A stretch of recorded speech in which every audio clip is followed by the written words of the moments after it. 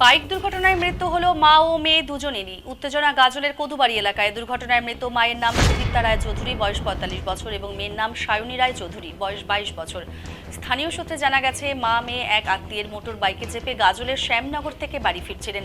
ওই সময় মশালদিঘি ১২ নম্বর জাতীয় সড়কে তারা দুর্ঘটনার কবলে পড়েন।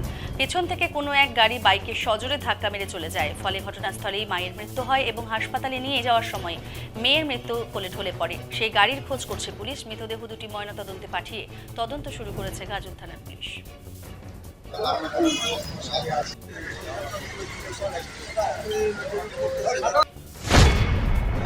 মোটামুটি রাত তখন কটা বাজে, ৯:৩০ নাগাদ আমি যখন গেলাম, আমার কাছে দোকান বন্ধ করছিলাম।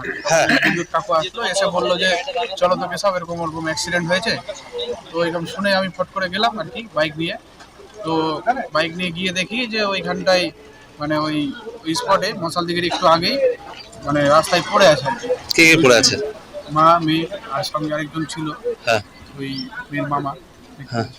তো উনি তো তখন মানে এমনি ওনার জ্ঞান ছিল আর কি, উনি মাথায় হাত দিয়ে বসেছিল। আর ওনারা হচ্ছে দুজন, মা মেয়ে দুজনে একদম অবস্থায়, একদম খারাপ অবস্থায় পড়েছে।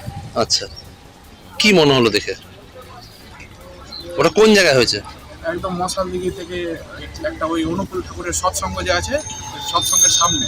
আচ্ছা, কোথায় গেছিল ওরা? শুনলাম তো ওনারা হচ্ছে ওইখানে খাওয়া দাওয়া করতে গেছিলো আর কি। খাওয়া দাওয়া করে ওই সাইড দিয়ে ঘুরিয়ে আসছিল। তখন ওই ঘুরিয়ে আসার সময় পেছন থেকে, বাইকের পেছন থেকে মানে কিছু কোনো একটা গাড়ি মেরে দিয়েছে। আর কোন গাড়ি মেরে